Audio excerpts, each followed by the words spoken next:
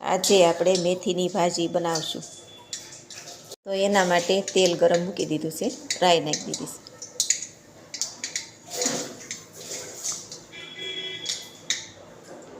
લીલા મરચાં લીધા છે, લસણ લીધું છે ને આદું લીધું છે, એક લીંબુ લીધું છે. આ બધા મસાલા નાખશું. રાઈ જીરું નાખી દીધું છે. હવે લીલા મરચાં નાખશું.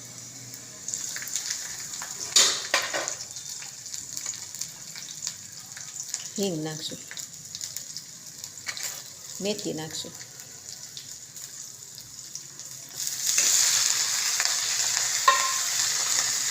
સ્વાદ પ્રમાણે મીઠું નાખશું.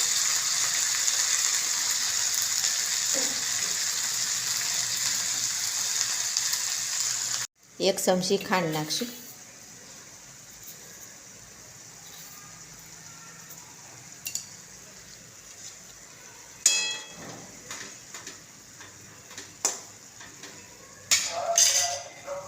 ત્રણ ચમચી લાલ મરચું નાખ્યું છે નાની.